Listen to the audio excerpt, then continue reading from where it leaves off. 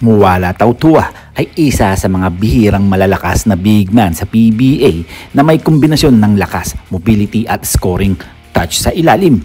Matagal na rin siyang bahagi ng SMB pero ngayong medyo lumalalim na ang rotation nila sa front court, lalo na't nandyan pa sina Junmar Fajardo, Rodney Bronjal at ibang mga player na ginagamit minsan sa stretch 4. May posibilidad na hindi na ganong kalaki ang role ni Mau Tua kung ililipat siya sa Barangay Ginebra, ang isa sa mga posibleng destinasyon dahil nawala na si Christian Stan Hardinger dahil sa trade sa Barangay Ginebra.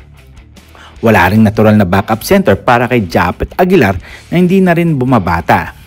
Etong si Ralph ko naman ay medyo hindi na rin naipapasok at kailangan na rin talaga ng power sa loob ng Barangay Ginebra para sa bangis para mas physical na match-ups. Ito mga parkoy, kung ako ang Ginebra, kukunin ko si Tautua kung reasonable ang trade package.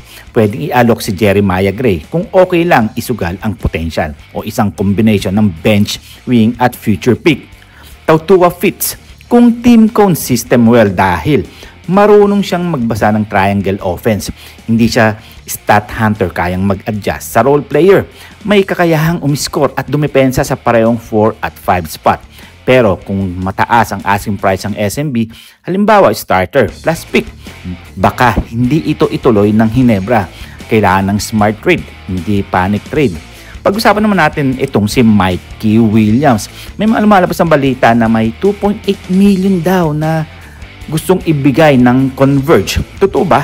Ayon sa mga lumalabas na ulat, may mga kumakalat na balita na nag-offer daw ang Converge ng 5-year extras ng 2.8 million kay Mikey Williams, isang matinding halaga para sa isang local player kahit Phil-Am. Kung totoo ito, lalagpas ito ng maximum salary cap ng PBA maliban na lang kung may loophole sa kontrata tulad ng endorsement, signing bonus o iba pang perks na hindi dumadaan sa cap. Reality check. Ang PBA maximum salary para sa mga veterans ay nasa 420,000 kada buwan. May mga non-cash perks na ibinibigay ng ibang teams gaya ng housing allowance, car incentives, etc. Well, so kung 2.8 million man ang offer, malawang hindi iyon monthly salary, baka signing bonus plus salary package, it's over a certain period. Halimbawa, 1.4 million signing bonus plus 420k times 12 months, around 6.4 million a year. Posibleng i-frame ang deal na 2.8 million upfront na create buzz or pressure ng TNT.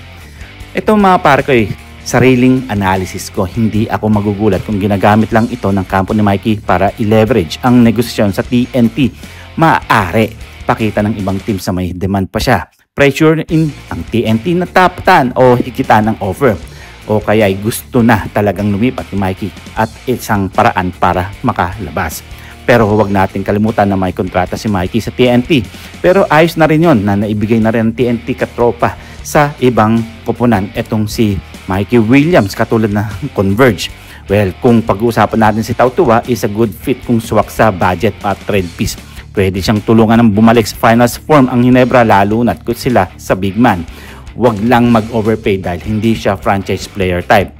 Kung tunay na 2.8 million offer, risky ito lalo na kung hindi naman sila championship contender. Mikey is a high-level scorer pero may issue siya sa attitude at consistency para masira chemistry kung hindi niya isuko ang ball dominant style niya. Kayo, ano ang inyong masasabi dito? Posible kayang mapunta at malipat si Mau Tautua sa Barangay Ginebra ngayong season o for the next season? Well, etong si Mikey Williams nga nakuha na nga ng Converge. Hindi nga lang natin alam kung magkano ang kontrata nito. At syempre, si Mikey Williams parang pasok dito sa Converge. At syempre, sino ba ang ipapalit sa kanya? Si Jordan Heading para mapunta sa TNT Katropa 5G. And this is Tondo Boy Vlogs. I'm out. God bless you all.